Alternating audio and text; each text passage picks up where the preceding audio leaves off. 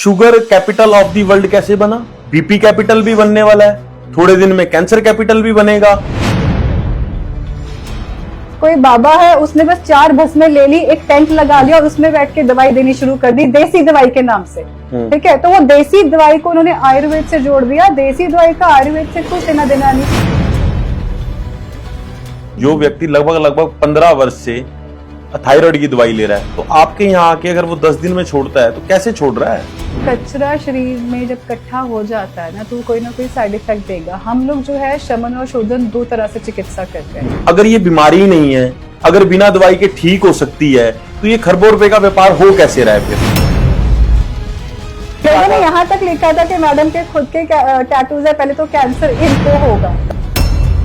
अगर एक female doctor खड़ के आपको कोई ज्ञान दे रही है और आपका ध्यान ज्ञान से ज्यादा उसके शरीर पे है, तो वो आपकी मेंटालिटी की प्रॉब्लम है, वो ज्ञान देने वाले व्यक्ति की प्रॉब्लम नहीं है। मेरा काम, मेरा कर्म है आपको बताना आपके लिए क्या ठीक है क्या गलत है। फॉलो करना ना करना, दैट इज ऑन यू। दोस्तों, हेल्थ की बात में आपका स्वागत है और ये कार्यक्रम है दुनिया भर में 600 करोड़ जो लोग हैं। और ये कार्यक्रम हमने इसीलिए रखा है क्योंकि 600 करोड़ लोगों के बहुत सारे डाउट थे आयुर्वेद को लेके, और वो डाउट क्लियर करेंगी प्रसिद्ध डॉक्टर नेहा शर्मा।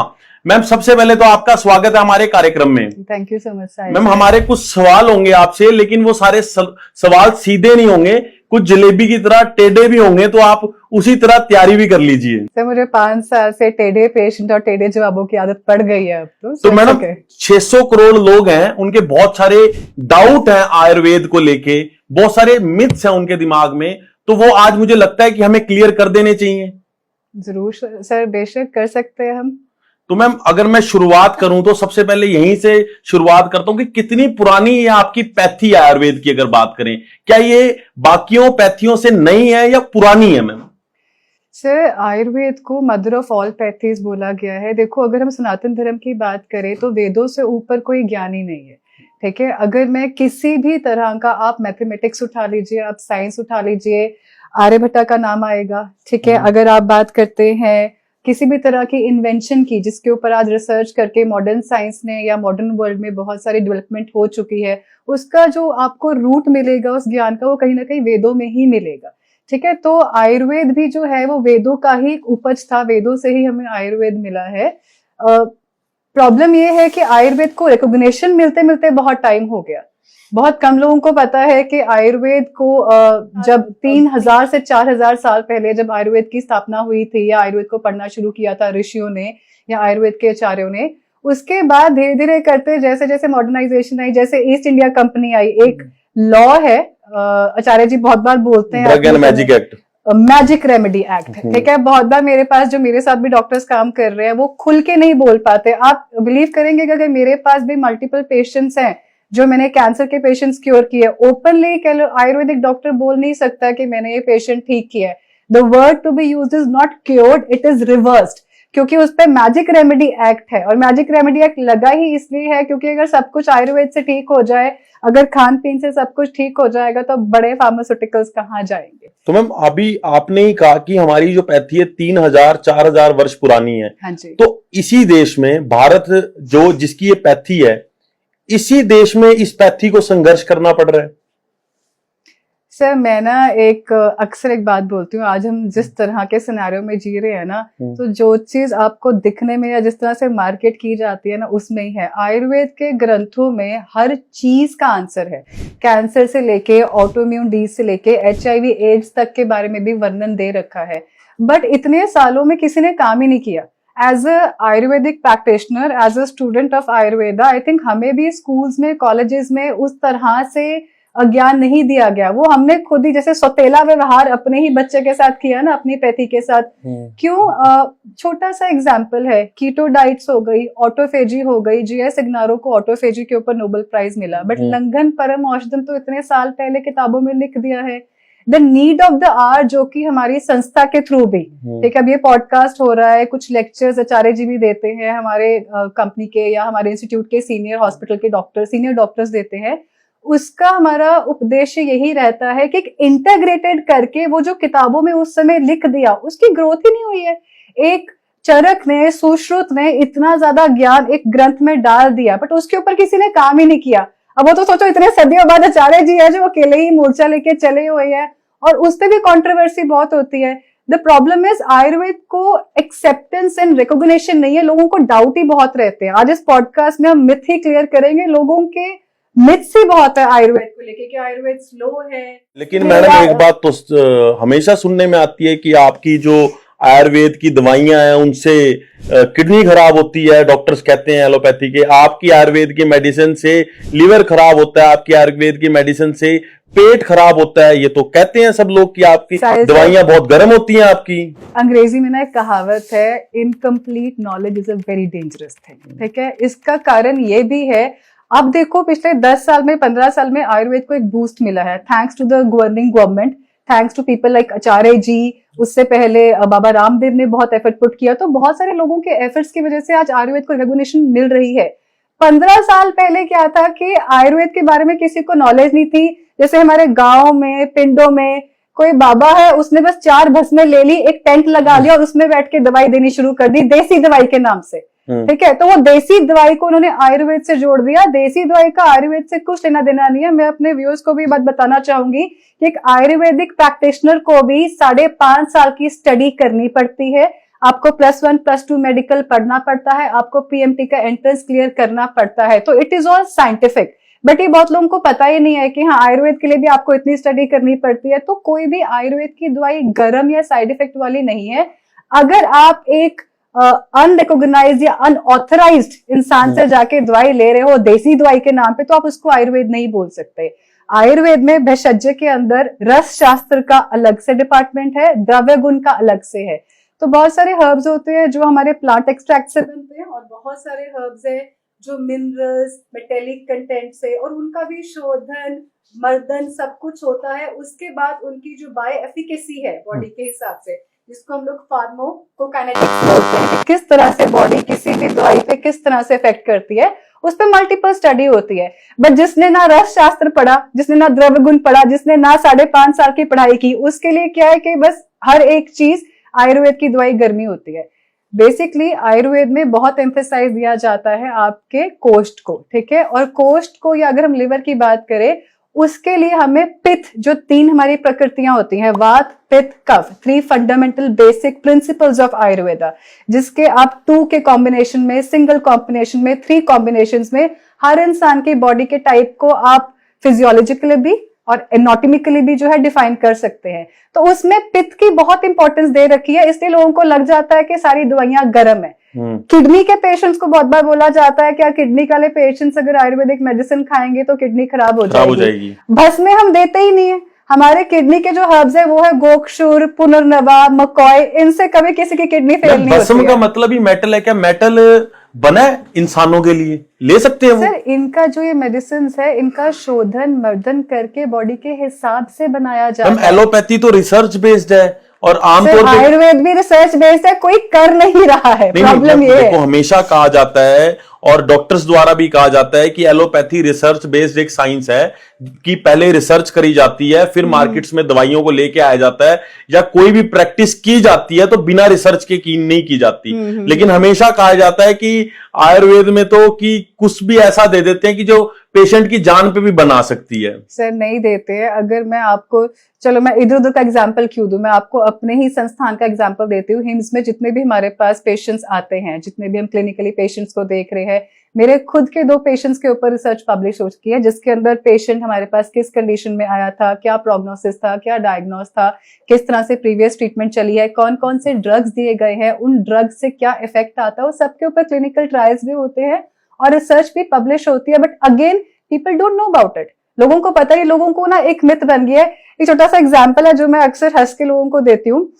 मेरे रिलेटिव हैं जो कनाडा में है, उनको पिगमेंटेशन की और स्किन का थोड़ा प्रॉब्लम आ रहा था, तो उन्होंने मुझसे सलाह ली। तो मैंने उनको बोला कि एक आरोग्यवर्धिनी की टैबलेट होती है दीपनपाचन के लिए, उसके साथ मैंने उनको बोला हरिद्रा खंड वगैरह लो। ठीक है, तो ऑब्वियसली क्योंकि आयुर्वेदिक डॉक्टर बता रहा है, उसको ऐसे पब्लिश नहीं किया जा रहा, हाई फाई से वर्ड्स नहीं यूज किए जा रहे हैं ना, तो उन्होंने बोला ठीक है।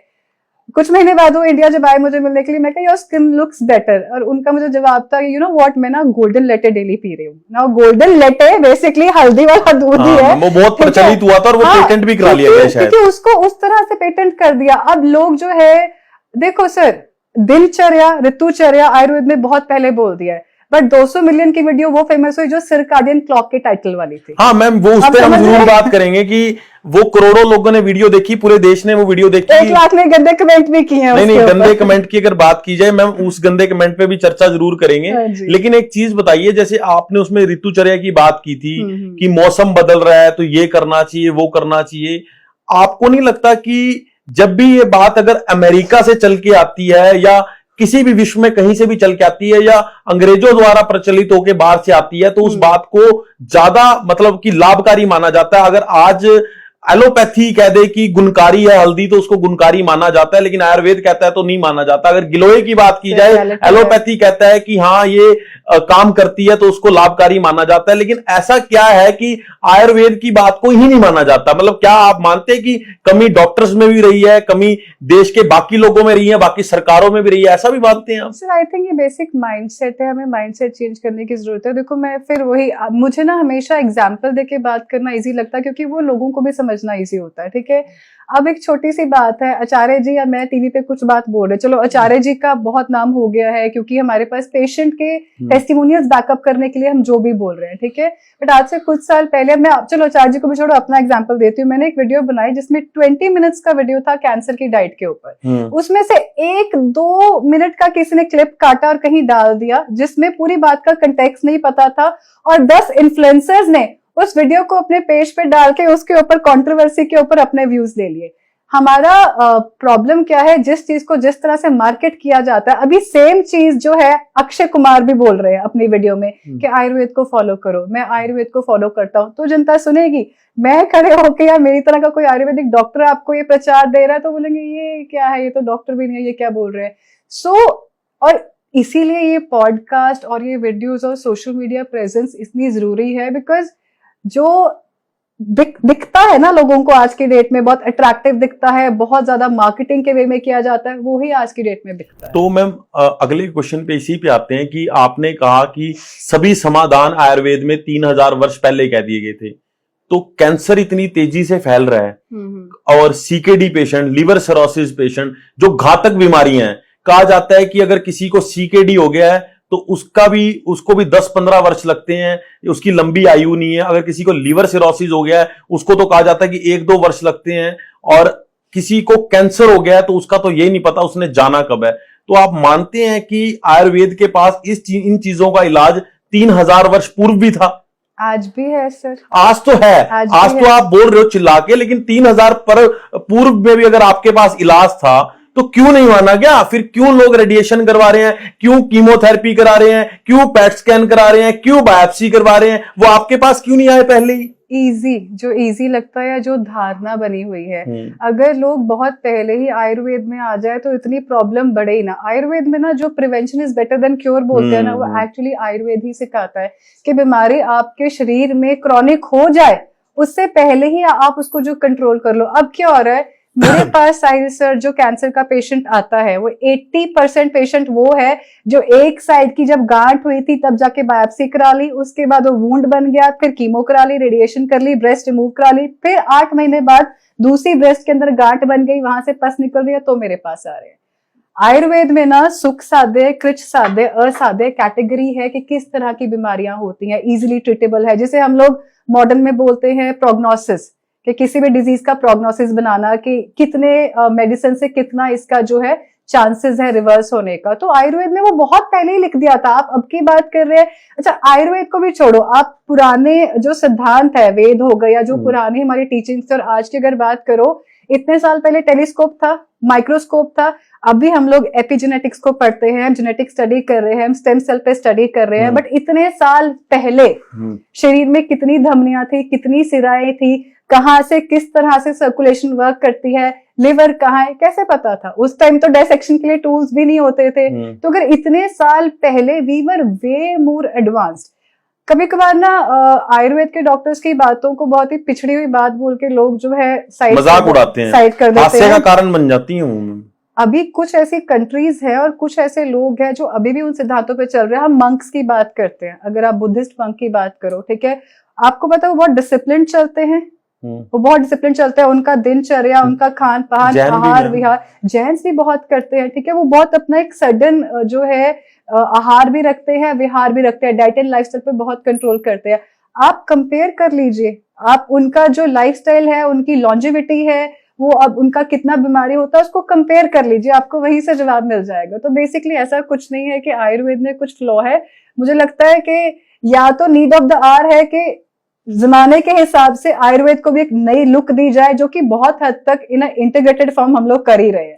चलो मैम, अगर आप कहते हो कि हमारे देश की परंपरा है और हमारे देश की पैथी है, तो फिर यही देश sugar capital of the world कैसे बना? इतने सारे आपके ही देश में, हमारे ही देश में मधुमेह के, डायबिटीज जिसको कह लो या शुगर कह लो, इसके पेशेंट है। बीपी कैपिटल भी बनने वाला है, थोड़े दिन में कैंसर कैपिटल भी बनेगा। सबसे ज्यादा रोगी इस देश में है, हमारे देश की पैथी है, फिर भी सबसे ज्यादा इसी देश में रोगी हैं। फिर क्या कारण रहे? मॉडर्नाइजेशन, इंडस्ट्रियलाइजेशन और वेस्टर्नाइजेशन, चाहे वो फूड प्रोडक्ट्स की बात करो, चाहे लाइफस्टाइल की बात करो। ये KFC, मैकडी, डोमिनोज, ये हमारी थोड़ी ना है, ये बाहर से आ गए, बना दिया। आपको मैं कहती हूँ जीरकपुर जैसी, ये जो हमारा जीरकपुर का एरिया है जहाँ पे हम शूट कर रहे हैं, यहाँ पे आपको गिन के 1 या 2 ऐसे स्टोर मिलेंगे जहाँ आपको ऑर्गेनिक मिलेट मिल जाएगा, बट आपको हर तीसरे चौथे चौक पे एक आपको फूड आउटलेट मिल जाएगा। आप क्या कहना चाहते हो कि दुनिया हमें बीमार करना चाहती है? सर, हम लोगों ने जितना ज्यादा हेल्दी लाइफस्टाइल से और डाइट से अपना परहेज कर लिया है ना, एक ये होता है कि अगर आप, जैसे अब देखो मैं ट्रैवल करती हूँ, जब मैं ट्रैवल कर रही हूँ, मैं अपने घर में नहीं हूँ, तो मैं कंट्रोल नहीं कर सकती कि मुझे क्या खाना ऑफर किया जाएगा जहां मैं जा रही हूँ, ठीक है, बट उसके हिसाब से मैं अपना लाइफस्टाइल कंट्रोल करती हूँ। अगर एक दिन मैंने ऐसा कुछ मिथ्या आहार विहार खा ही लिया है, तो मैं उसके बाद अपना फास्टिंग प्रेफर करती हूँ, या जो अपना नेक्स्ट मील है उसको मैं उस हिसाब से प्लान करती हूँ। तो अगर आप डाइट पे इतना, क्योंकि देखो आजकल स्टूडेंट्स है, कॉल सेंटर में जॉब्स है, नाइट शिफ्ट है, so it has to be a balance. Ayurveda has never been about a hypo or hyper condition. Ayurveda has always been about balance. चाहे वो आपके प्रकृति, 3 तरह की प्रकृतियों का बैलेंस है, चाहे आपके शरीर के फिजियोलॉजी, एनाटॉमी का बैलेंस है, it has always been about balance. तो आपके मतलब मुझे जवाब से एक ही बात समझ आई है कि आयुर्वेद कहीं पिछड़ा नहीं हुआ था, हमें लोग बीमार करने आ रहे हैं बाहर से, और हम मान के बीमार हो रहे हैं, खुद ये जंक फूड खा रहे हैं। सर, पहले जब हम भी छोटे होते थे, ठीक है, तो मुझे याद है कि मम्मा छोटा सा गुड़, थोड़ा सा सौंफ, एक घर की बनी परोंठी जिसके अंदर बहुत सारे आप बोलो वेजीज होते थे, धनिया दिखता था, पालक की हो गई, मेथी भी सीजन के हिसाब से, घर की बनी चटनी, ये नहीं कि आपने मिक्सी में ग्राइंड की या वो किसी पिकल कंपनी से आ रहा है। आजकल मदर्स आर वेरी इजी, वो एक ब्रेड व्हाइट पीस के अंदर एक खीरा डाला, टमाटर डाला, पैक करा, भेज दिया, या मैगी बना के दे दी, या अब तो जो इंस्टेंट फूड आ रहा है, इंस्टेंट कॉफी, इंस्टेंट नूडल्स, ये सारा, ये सब तो खराब कर रहा है काम। इंस्टेंट आ रहा है, इंस्टेंट बीमारी भी आ रही है, इंस्टेंट बीमारी यहीं से आ रही है, क्योंकि डाइट हमने खराब कर दी है। लाइफस्टाइल, ये जो भागदौड़ हो गई है, साहिल सर, हर इंसान अपनी लाइफ में ग्रोथ के लिए भागदौड़ में लगा हुआ है। पहले लाइफ बहुत सिंपल थी। अभी ना एक टर्म है जिसको बोलते हैं blue zones. Through out the world हमारे जो ग्लोबल मैप है उस पर कुछ ऐसी कंट्रीज हैं जहां आज भी लोग सेंटिलेनियल्स हैं। सेंटिलेनियल्स मतलब जो अभी भी 100 साल से ऊपर, या जो अपनी है 100 वर्ष से ऊपर जिंदगी जी रहे हैं। अगर आप उनके लाइफ का सीक्रेट देखना चाहो ना, वो कुछ नहीं है, simple living, simple eating, right diet and lifestyle, and keeping connectivity with their loved ones. एक डॉक्यूमेंट्री है डिस्कवरी चैनल के ऊपर जिसमें उन्होंने life of blue zone people के ऊपर, जैसे जापान में ओकिनावा है, लोमा लिंडा है, सार्डिनिया है, कैलिफोर्निया में बहुत सारे ऐसे जोन्स हैं जहां पे ये ब्लू जोन एरियाज है, जहां पे लोग इतने वर्ष जी रहे हैं। वो क्या कर रहे हैं? वो कोई इंजेक्शंस नहीं ले रहे। अभी बिना वीजा के साउथ में एक विदेशी महिला मिली थी जो अपने बच्चों के साथ छिप के रह रही थी जंगलों में। वो इसीलिए रह रही थी, कहती है मुझे ज्यादा वर्ष तक जीना है और मैं यहाँ आई थी। हिमाचल में प्रॉपर्टी महंगी क्यों हो गई है? क्यों हो गई है बताओ? क्योंकि लोग सुकून के लिए, पीस के लिए, हीलिंग के लिए नेचर में जाना चाहते हैं। जो चीज पहले अपने घरों में होती थी कि एक बरामदा होता था, उसमें एक पेड़ होता था, बच्चे उसमें से खेलते थे, अब उसको हमें कनेक्टिंग, अर्थिंग, थेरेपी के थ्रू कराना पड़ रहा है। आप देश भर में हमेशा चिल्ला चिल्ला के बोल रहे हो, मैं हमेशा देखता रहता हूँ आप लोगों के हिम्स के, जीना सीखो के वीडियोस आते हैं, आप हमेशा ये कहते हो देश भर से लोग चल के आए, हमारे पास इलाज कराएं, हमारे पास सभी बीमारियों का इलाज है, हमारे पास CKD का इलाज है, हमारे पास लिवर सिरोसिस का इलाज है, हमारे पास कैंसर का इलाज है। तो आप बोल तो रहे हो, कोई आपने पेशेंट ठीक भी किए हैं, ऐसा हुआ है? मल्टीपल पेशेंट्स है आपके पास, तो इतने टेस्टिमोनियल्स ही हैं सर। नहीं, मेरे पास तो है, आप अपनी जवाब दीजिए। मैं पेशेंट की बात बताता हूँ, मैं तो कह ही नहीं सकता कि ठीक हुए हैं। मैं अपनी बात करूँ, मेरे खुद के मल्टीपल कैंसर पेशेंट्स रिकवर हुए, जिनमें से 2 का रिसर्च ऑलरेडी पब्लिश्ड है, गूगल पे है, अगर लोग चाहे तो उसको सर्च कर सकते हैं, पढ़ सकते हैं, हमारे मल्टीपल रिसर्च। आजकल एक पेशेंट आपका बहुत वायरल है, शायद उनका नाम है गणेश शर्मा, 52 गांठों वाले। तो वो ठीक, उनको कहा था कि आप अमेरिका जाके भी ठीक नहीं हो सकते। उनको यहाँ के हर डॉक्टर ने मना कर दिया था। उनको इवन जब उन्होंने बोला कि अगर बाहर, जैसे इंसान सोचता है कि शायद हमारे देश में कोई इतनी तरक्की नहीं है, बाहर देश शायद कुछ ज्यादा थेरेपी या ज्यादा चीजें होंगी, तो शायद बाहर देश जाके हम ठीक हो जाएंगे। तो जो गणेश अंकल की स्टोरी है, जो हमें भी पता है, उन्होंने यहाँ तक डॉक्टर से पूछा था कि मैं फॉरेन जाके पैसा लगाने को भी तैयार हूँ, कोई स्टेम सेल थेरेपी होती है, कुछ और थेरेपी होती है, क्योंकि बहुत सारी नई नई पैसे की उनके पास कमी नहीं थी, उन्होंने बताया। हाँ, उन्होंने बोला कि मैं कुछ भी करने को तैयार हूँ, बट उनको डॉक्टर्स ने बोला चाहे आप सर्जरी करा लो, कीमो करा लो, कुछ भी करा लो, 6 महीने जिंदा रहोगे, आपकी बीमारी ठीक नहीं होगी, आप मैक्सिमम 6 महीने। सर, गणेश अंकल से पहले जो मेरा पेशेंट का भी रिसर्च पब्लिश हुआ है, महेश प्रभाकर पेशेंट का, उनको 1 महीने का टाइम दिया था कि 1 महीने जितनी सेवा करनी है कर लो, और वो पूरा 2 साल काट के अपना आराम से, उनके भी वाइफ, जैसे गणेश अंकल अब खुद ही बोलते हैं, वॉलंटियर करते हैं कि अगर किसी को डाउट है, क्योंकि आयुर्वेद में एक सेइंग है कि प्रत्यक्ष को प्रमाण की जरूरत नहीं है, but today in the modern psychology of people I think बहुत जरूरी है इसको दिखाना कि भाई ये पेशेंट ठीक हुआ है। तो उनके पूरे शरीर में जो है लिम्फेडिनोपैथी की वजह से डिफरेंट गांठ हो गई थी, जो सिर्फ आप मानोगे पहले 10 दिन में डाइट के थ्रू ही रिवर्स हो गई है। और अब वो हमारे एक तरह से ब्रांड एम्बेसडर है, गॉड ब्लेस हिम, कि उनको ये लगता है कि अगर मैं ठीक हुआ तो मेरी तरह और भी जो लोग हैं, तो कहा जाता है हाथ कंगन को आरसी क्या, पढ़े लिखे को फारसी क्या। वो अब I am really grateful to him कि उनके जैसे ही पेशेंट्स की वजह से बहुत सारे और लोगों को भी क्लैरिटी मिलती है, क्योंकि कई लोगों का ये भी माइंड सेट है ना कि यार पता नहीं है, तो पहले तो आप लोगों का अगर ऐसे सच में कैंसर का इलाज है तो पूरी दुनिया को आके आपके यहाँ ट्रीटमेंट कराना चाहिए। आते ही हमारे पास बहुत पेशेंट्स आते हैं हमारे पास। देखो, कुछ पेशेंट विलिंग होता है पब्लिकली वीडियो बनवाने में, कुछ पेशेंट नहीं विलिंग होता। हमने इतने पेशेंट तो सिर्फ दवाइयों से, मेरे पास एक पेशेंट है, उनका नाम फलक फातिमा है।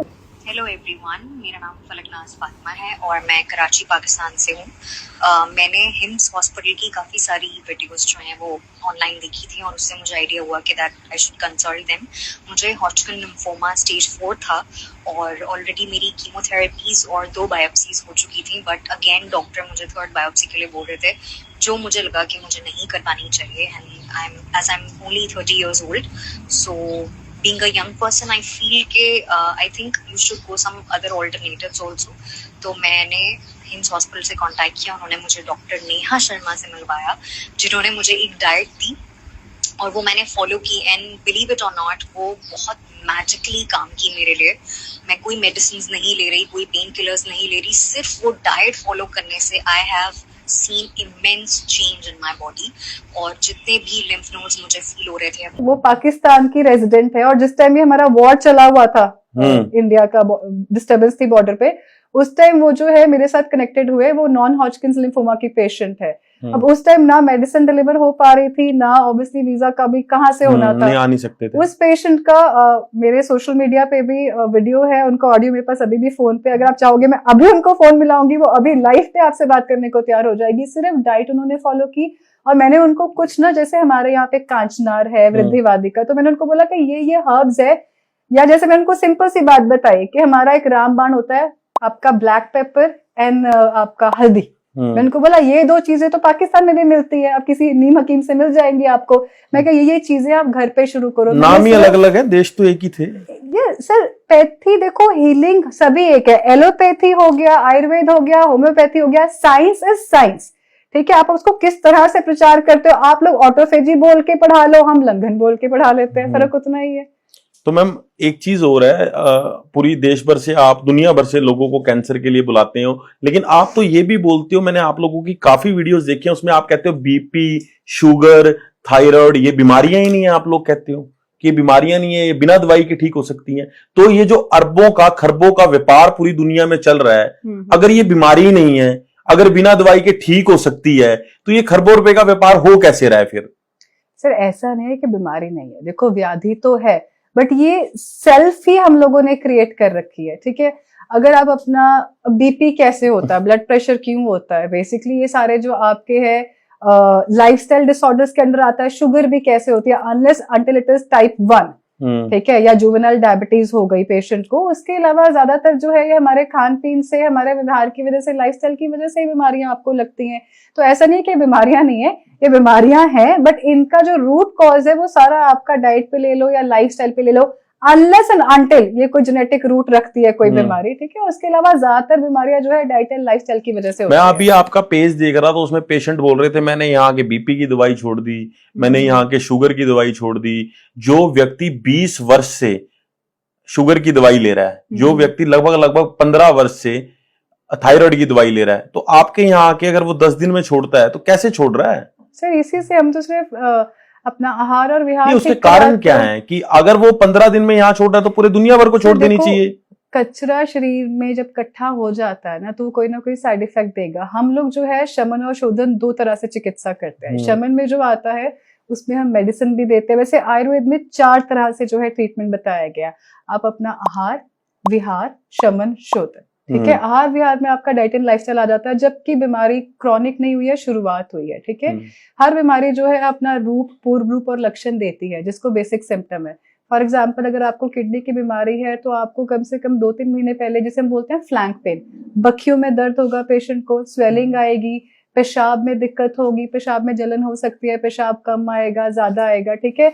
बट उससे भी पहले पेशेंट कम से कम 10 साल से डायबिटिक होगा, ठीक है। प्राइमरी कॉज उसका डायबिटीज, जिसके लिए वो चाहे इंसुलिन ले रहा है, चाहे OHA ले रहा है, चाहे मेटफॉर्मिन ले रहा है, बट वो ठीक नहीं हुई तो वो किडनी फेलियर में पेशेंट जो है अब आ गया, ठीक है। तो आप मानते हैं कि हम 10-15 दिन में उसका लाइफस्टाइल ठीक करते हैं और तभी वो ठीक होता है? सर अगर बीमारी जो है क्रॉनिक नहीं है तो सिर्फ शमन शोध, अपना शमन चिकित्सा से, मेडिसिन से, नेचुरली, और डाइट और लाइफस्टाइल चेंज करने से, क्योंकि जब आप रूट कॉज को ही हटा दोगे, अब मेरे घर में अगर टूटी में कीचड़ वाला पानी आ रहा है, ठीक है, मैं उस टूटी के ऊपर, ये बड़ा सिंपल सा एग्जांपल मैं अपने पेशेंट्स को देती हूँ, अगर मेरे घर में एक टूटी में कीचड़ वाला पानी आ रहा है, आप मान लो कि शरीर में टॉक्सिन्स है और वो कीचड़ वाला पानी वो टॉक्सिन्स है, ठीक है, आप उस पे RO लगा लो, 6 महीने में कैंडल बदलनी पड़ेगी। आप उसके ऊपर उस पानी को लेके गैस पे उबाल के पी लो, लंबा काम है। जब तक जिस टूटी का सोर्स, वो जो टैंकी है जिसमें कीचड़ भरा हुआ है या उसमें जंग लग गया, उसको आप क्लीन नहीं करोगे, वो सोर्स नहीं होगा।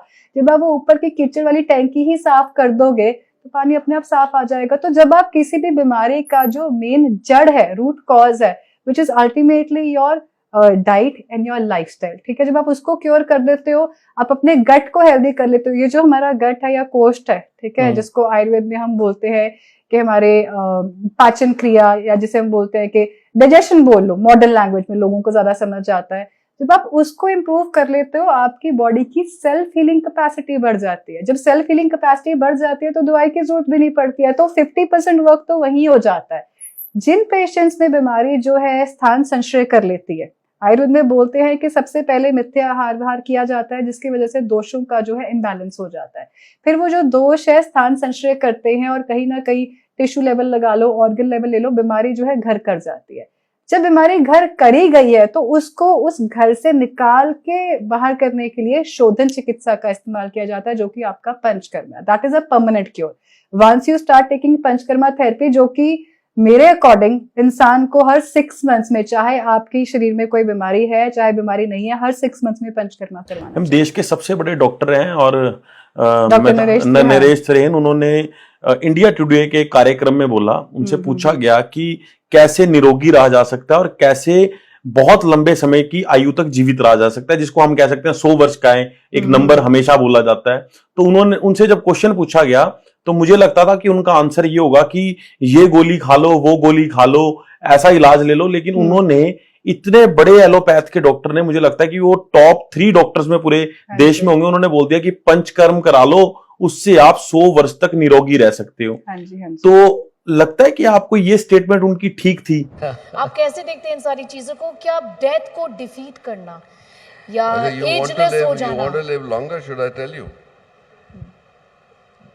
Panchakarma in Ayurveda is the best rejuvenation you can ever do.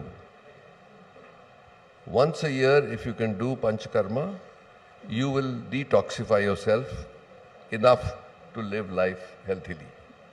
क्योंकि आमतौर पर लोगों को लगता होगा कि क्या इन्होंने इन्फ्लुएंस होके ना बोली हो, लेकिन इतना बड़ा व्यक्ति किसी से इन्फ्लुएंस होके तो बोल ही नहीं वो सकता। अगर इतनी बड़ी पोजीशन पे है, ठीक है सर, इतनी बड़ी पोजीशन पे, तो देयर इज अ रीजन।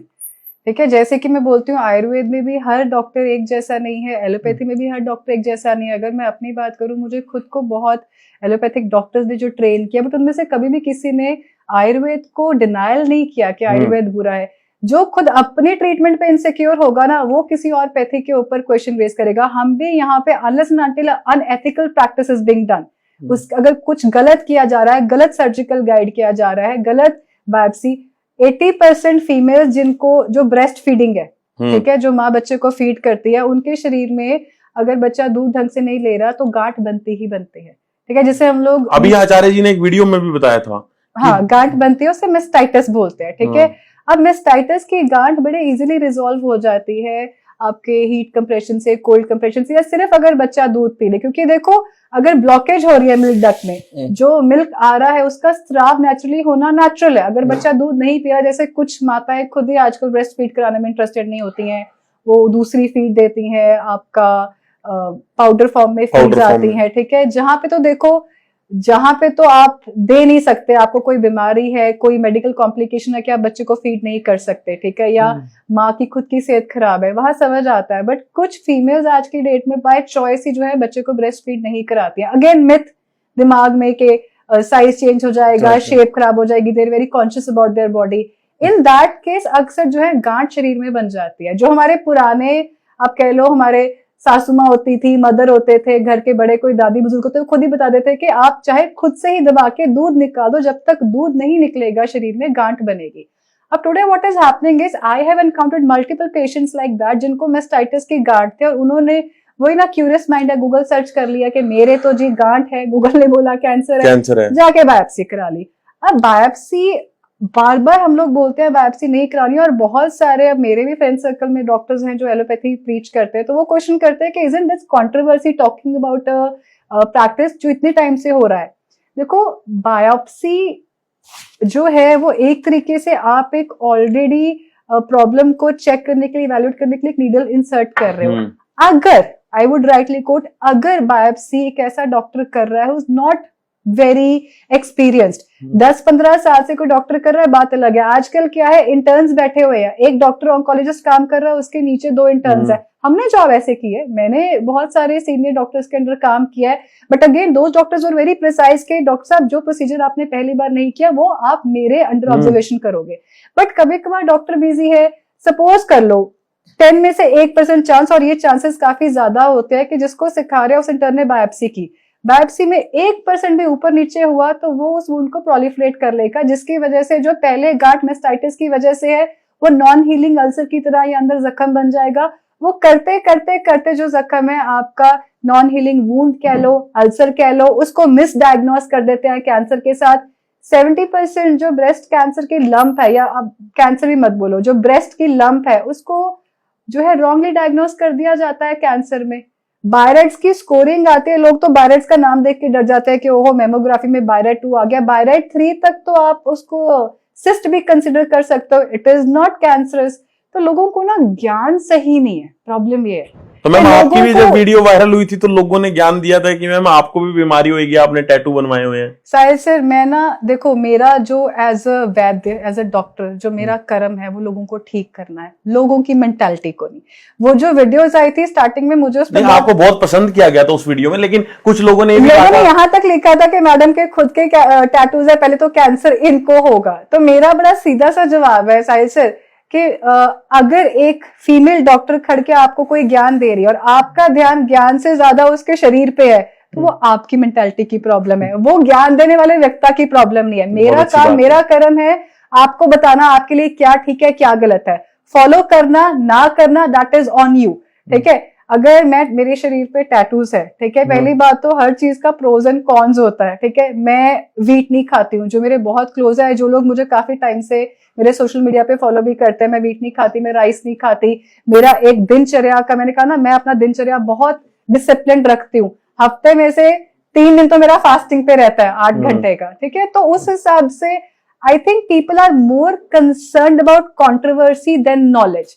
तो ये जो पप्पू शप्पू वाले कमेंट्स आते हैं ना, मेरा जो काम है उन लोगों के लिए नहीं है, मेरा उन लोगों के लिए फोकस है जिनको जरूरत है।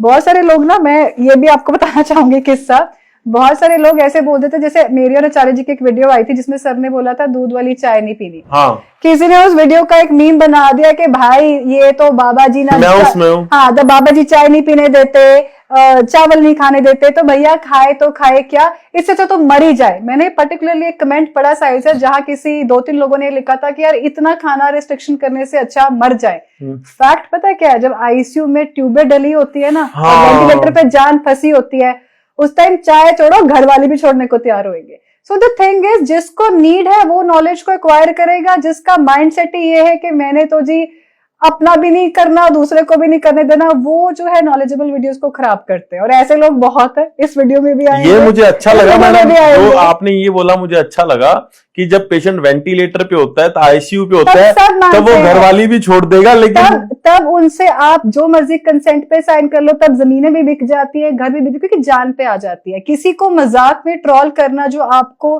किसी को जीवन जीना सिखा रहा है या किसी को राइट नॉलेज दे रहा है, उसको ट्रोल करना, या वो किस तरह से दिखते हैं या किस तरह के कपड़े पहनते हैं, वो आपके काम की बात बता रहे हैं। उसको ट्रोल इंसान तब तक करता जब अपने पे नहीं आती। जो मेरे मरीज इस वक्त कैंसर के अस्पताल में एडमिट है, आप उनकी फैमिली से बात करके देखो, उनसे बात करके देखो, उनमें से कोई ये बात नहीं बोलेगा कि हमें चाय क्यों पीने के लिए मना कर दिया। और अगर आप स्वस्थ हो ना, अगर आप बिल्कुल हेल्दी हो, आपकी बॉडी में कोई बीमारी नहीं हो, आप मीट खाओ, आप शराब पियो, आप चाय पियो, मेरी तरफ से जो मर्जी करो। बट जो व्यक्ति नीड में है, जिसके घर में रोग या व्याधि घर कर गई है जिसके शरीर में, उसको तो फॉलो करने दो। ये कमेंट्स करके उन लोगों के दिमाग में भी डाउट क्रिएट कर देते हैं। अभी मैं एक पेशेंट का इंटरव्यू लेके आया हूं मैम, उसने 17 साल, उसके मुर्गे काटने की दुकान है, उसने 17 साल, कहता मैंने 17 साल डेली चिकन खाया है, और उसने गिनती भी करी, कहता लगभग मैंने 20-25 लाख मुर्गे और बकरे काटे हैं, 17 साल से खाया है। अच्छा। और अब उसकी किडनी फेल हो गई है, और वो आज सबसे प्रार्थना कर रहा था कि कभी नॉनवेज मत खाएं। आप वाली बात ही होगी, जब तक अपने पे नहीं आएगी तब तक कोई भी इंसान मानता नहीं। एक बड़ी पुरानी DD1 पे एक ऐड आती थी, याद है आपको? वो एक कहते थे रेल की पटरी के ऊपर से स्कूटर ना निकाले, वो बोलता था फर्क तो पड़ता है भाई। जब तक मरा नहीं था, जब तक पटरी के नीचे नहीं आया था, तब तक बोलता था कोई फर्क नहीं पड़ता, कोई फर्क। जब पटरी के नीचे आ गया तो फोटो लगी हुई थी हार के साथ, उसमें से बोलता है भैया फर्क तो पड़ता है। सो our purpose of these podcasts, our purpose of working in this hospital, our purpose of giving this knowledge is for those people who need it and who are suffering. क्योंकि जो सफर कर रहा है ना साहिल सर, उसके लिए 2 पीस ऑफ नॉलेज भी बहुत है। वो आप आके हॉस्पिटल में देखो, पेशेंट आचार्य जी को, हमारे डॉक्टर्स को भगवान का दर्जा दे रहे हैं। तो एक वो क्लास ऑफ पीपल भी है जो फॉलो कर रहे हैं, सुन रहे हैं, and there is a second class of people who are not interested. और जो वो लोग है ना, वो आने वाले 2 से 3 साल में स्टेज में आएंगे, फिर वो आके यहीं पे आएंगे। क्योंकि जो हर जगह से हताश हो जाता है ना, हमारे पास 70 to 80% ऐसा पेशेंट है जो हर जगह मत्था मार के, हर जगह जाके फिर निराश होके हमारे पास आए। मैम मैं यही कहूंगा कि इसके बाकी एपिसोड्स तो शूट करेंगे ही करेंगे, लेकिन आज के एपिसोड्स में जो लोग घर पे हैं, मैंने हमेशा एक बात कहता हूं कि अगर आपके हॉस्पिटल में आके 10 लोग ठीक हुए हैं, तो घर बैठे आपने हजारों को ठीक किया है। और उस फिगर को सच में बताऊं तो वो करोड़ों हो जाता है। कि आपने घर तो करोड़ों ठीक कर लिए, हॉस्पिटल में तो हजारों लाखों ही आ सकते हैं। तो जो लोग घर पर हमेशा स्वस्थ रहना चाहते हैं, निरोगी रहना चाहते हैं, और चाहते हैं कि 100 वर्ष की आयु तक उन्हें कोई भी गोली ना खाने पड़े, उनके लिए कुछ आप घर पर बताइए जो घर पर कर सके। एक तो सबसे पहले बात करते हैं आहार के ऊपर, ठीक है? आप जो भी खाते हैं वो पच जाएगा तो आपके शरीर को नुकसान नहीं देगा, ठीक है? तो एक तो अपनी पाचन शक्ति पे, यानी कि डाइजेशन पे वर्क करना बहुत जरूरी है, ठीक है? मैं किसी को ऐसे हार्ड फास्ट रूल नहीं दूंगी कि आप नॉनवेज ना खाओ, आप ये ना खाओ। फॉर एग्जांपल, मेरा जो गोवा का हमारा हॉस्पिटल है, गोवा के ज्यादातर हमारे जो पेशेंट्स हैं वो खाते ही सर, उनका खाना ही चावल और फिश है, सी फूड्स भी बहुत खाते हैं। तो वो उनके लिए साथ में वही है उसके एरिया के हिसाब से। तो आप जो भी खाओ वो पचे शरीर में, पाचन, ठीक है? दीपन पाचन वेरी इंपॉर्टेंट। एक टिप के पॉइंट ऑफ व्यू से मैं पेशेंट्स को बोल सकती हूँ, त्रिफला हो गया, त्रिफला ले सकते हैं। त्रिफला भी छोड़ो, हमारे घर में एक सिंपल सी हर्ब होती है ब्लैक पेपर, ठीक है? सब चीजों का रामबान है। ब्लैक पेपर को एक मैजिकल गोल्डन हर्ब माना गया है। ईस्ट इंडिया कंपनी यहाँ पे गोल्ड लूटने नहीं आई थी, जो इंडिया को बोलते थे ना कि सोने की चिड़िया है, वो जो हमारे यहाँ रिसोर्सेज थे, ठीक है? ऐसे हर्बल रिसोर्सेज और ये सारे जो हर्ब्स थे मेडिसिनल, उनकी वजह से भी कहा जाता था। तो ब्लैक पेपर एक बहुत ही मैजिकल हर्ब है। अगर आप उसको अपने डेली के, जब जो भी खा रहे हैं, आप सैलेड खा रहे हैं, आप कुछ खाना खा रहे हैं, ठीक है, आप जिन लोगों को खानी है उटपटांग जंक भी खाना है, मैं कहती हूँ आप ब्लैक पेपर अपने हर तरह के मील में जो है इनकलकेट करें। आप अपनी हर चीज के अंदर ब्लैक पेपर ले। अपना सोने का टाइम, अगर आप उठ जल्दी नहीं सकते हैं, ठीक है, एटलीस्ट आप जो अपना सर्कैडियन क्लॉक है, जो रात को अपना डिनर का टाइम है और जो स्लीप साइकिल है, आप उसको इम्प्रूव कर लीजिए, तो आपको बहुत चीजों में इम्प्रूवमेंट आ जाएगी। कुछ और चीजें हैं जैसे कि खाना किस तरह से खाना है, किस तरह का आहार ऋतु के हिसाब से, उसके लिए आई थिंक बहुत लंबा टॉपिक है, अलग से पूरा एक पॉडकास्ट आपको करना पड़ेगा। फिलहाल के लिए मैं यही बोलूंगी कि अपना जो पाचन है, ठीक है, जो अपना खान पीन है उसको ठीक रखें। कुछ नेचुरल हर्ब्स जैसे हल्दी हो गई, ठीक है, अदरक हो गया, अपना दालचीनी हो गया, ये डिफरेंट हर्ब्स है जो डिफरेंट चीजों पे काम करते हैं। अगर मैं हल्दी और अदरक की बात करूँ, ब्लड प्योरिफिकेशन करते हैं, क्लॉट नहीं बनेगा आपकी बॉडी में, एंटी इन्फ्लेमेटरी है, एंटीबायोटिक है। Black pepper also magical herb. और अगर मैं सिनेमन, दालचीनी, मुलट्ठी की बात करूं, तो किसी भी तरह को आपको क्लॉगिंग है, वात पित्त कफ 3 होते हैं ना, तो कफ के लिए जो है आप सिनेमन लेना शुरू करो या आप दालचीनी, मुलट्ठी का काढ़ा लेना शुरू करो, तो रेस्पिरेटरी इश्यूज हो गए, लंग का भी डिटॉक्स हो जाएगा। तो छोटी छोटी चीजें आएगा उसी पे के अपना सर्कैडियन क्लॉक या अपना दिनचर्या जो है उसको बैलेंस करो। जैसे सुबह उठ के उकड़ू बैठ के जो आप अपना पहला जो कोई भी पानी ले रहे हैं, चाहे आप ग्रीन टी ले रहे हैं, चाहे आप हल्दी का पानी ले रहे हैं, चाहे कुछ लोग जीरे वाला पानी, अजवाइन वाला पानी लेते हैं मॉर्निंग में, उसको उकड़ू बैठ के ले, ठीक है। उसके बाद अपना जो मील है, ये नहीं हो रहा कि अभी ब्रेकफास्ट किया उसके बाद थोड़ी देर मम्मी चाय के साथ मट्ठी दे दो, तो उसके बाद फिर कुछ आ रहा है। मतलब एक प्लान करके अपने शरीर को ना, खुद को एक मंदिर लेके चलो कि मुझे इसको ठीक रखना है। हम लोग अपनी बॉडी के साथ अब्यूज करते हैं तो हम बीमार होते हैं। कुछ छोटी छोटी चीजें, 32 बार चबा के खाना, अभी इस पे भी लोग हंसते हैं कि 32 बार चबाने से बीमारी कैसे ठीक हो जाएगी। आपके सलाइवा के साथ बहुत सारे एंजाइम्स हैं जो डाइजेशन के अंदर एड करते हैं, हेल्प करते हैं। सारा खेल ही डाइजेशन का है, ठीक है। जितना ज्यादा आप अपनी बॉडी में जो डाल रहे हैं या जो आपकी बॉडी का पाचन है, लाइट रखेंगे बॉडी को, उतना ज्यादा आप बीमारियों से दूर रहेंगे। तो मैम, जैसे दर्शक ये भी जरूर जानना चाहेंगे कि आपने जैसे बताया कि ऐसा लाइफस्टाइल रखें आप ठीक रहेंगे, वो ये भी जरूर जानना चाहते हैं कि अगर आपको दुनिया भर से आप इसको देख रहे हैं, आपका ये एपिसोड देख रहे हैं, तो क्या आप वो अंत में आप उनको मैसेज देना चाहोगे, हॉस्पिटल के बारे में मैसेज देना चाहोगे? अगर वो किसी भी गंभीर रोग से ग्रसित हैं या लाइफस्टाइल डिसऑर्डर से ग्रसित हैं, तो वो क्या आपके पास आके अपना इलाज किस तरह से करवा सकते हैं, वो आपसे कैसे कनेक्ट कर सकते हैं, ये भी जरूर बताइए। सर, हमारे पास मल्टीपल वेज है। हमारे through out India hospital and centres है। अगर आपके घर के नजदीक हमारा कोई सेंटर है तो आप वहाँ डायरेक्टली क्लिनिक विजिट भी कर सकते हैं। अदरवाइज हमारे पास यहाँ पे एक सेटअप है बीओपीडी का, जिसमें हमारे पास 60 से अबव एक्सपीरियंस सीनियर डॉक्टर्स है। हमारा एक नंबर होता है, वो आई थिंक इसके बाद मैं कहूंगा कि डिस्प्ले जरूर कर दिया जाए, डिस्प्ले कर सकते हैं। उस नंबर से आप हमारे एक सीनियर डॉक्टर से कनेक्ट करते हैं, जो आपकी बीमारी, आपके लैब रिपोर्ट, सारा कुछ जो है एनालाइज करके, इवैल्यूएट करके, अगर तो बीमारी का आप घर से ही डाइट के थ्रू ट्रीटमेंट कर सकते हैं, तो हम पेशेंट को ट्रैवल नहीं कराते, तो हम लोग पेशेंट को सारी गाइडेंस घर पे दे देते हैं।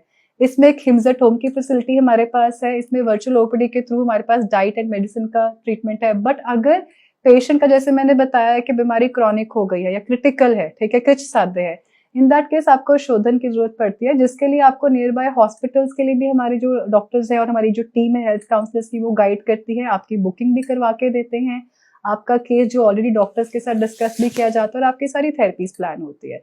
तो इसके जो हमारा ये सेशन है इंटरव्यू, इसके बाद आप एक नंबर जो हमारा वो पॉइंट ऑफ कांटेक्ट है, आप वो फ्लैश आउट कर सकते हैं ताकि पेशेंट्स को भी इजीली पता लगे। उसके अलावा हमारे 6 बड़े सेंटर्स हैं, ठीक है। देराबस्सी में है, लखनऊ में है, मुंबई में है, मेरठ में सबसे बड़ा हमारा सेंटर है, शुद्धिकराम का जो हमारा सेंटर है, वहाँ पेशेंट डायरेक्ट वॉक इन भी कर सकता है। बट अगर कोई डाउट है तो हमारे पास बहुत सारे जो नंबर्स है, या हमारे पास हेल्थ काउंसलर की टीम है जो आपके डाउट्स इंक्वायरी लेके आपको फर्दर गाइड कर सकते हैं। अगर दोस्तों आप दुनिया में हमें कहीं से भी देख रहे हैं तो कमेंट के साथ अपने देश का, अपनी सिटी का और स्टेट का नाम जरूर बताना।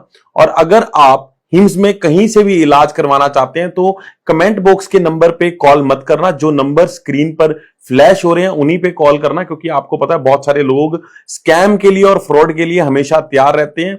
और बहुत ही महत्वपूर्ण मैं आपको जानकारी एक बार जरूर देना चाहूंगा, अगर इस एपिसोड में आपको कुछ बहुत अच्छा लगा तो आप उसको कमेंट बॉक्स में बता सकते हैं। और क्या आप डॉक्टर नेहा शर्मा से अगले सेशन में जानना चाहते हैं? हम दोबारा इस एपिसोड को एक और एपिसोड आपके लिए लेके आएंगे, लेकिन इस बार जो सवाल होंगे वो आपके होंगे और करेगा आपका साहिल। तो आप अपने सवाल कमेंट बॉक्स में छोड़ सकते हैं। और सभी दर्शकों को मेरी राम राम, क्योंकि आप दुनिया भर से हमें प्यार देते हैं, जिसके कारण हम आपके लिए ऐसे ऐसे अच्छे एपिसोड लेके आते हैं। धन्यवाद। भारत में हमारे 120 से अधिक हॉस्पिटल, क्लिनिक और डी केयर सेंटर्स मौजूद हैं, जहां 900 से भी अधिक आयुर्वेदिक डॉक्टर्स और विशेषज्ञ आयुर्वेद, नेचुरोपैथी, पंचकर्म और डाइट थेरेपी जैसे प्राकृतिक तरीकों के माध्यम से कैंसर, किडनी, लिवर, हार्ट और अन्य गंभीर बीमारियों को रिवर्स करना सिखाते हैं।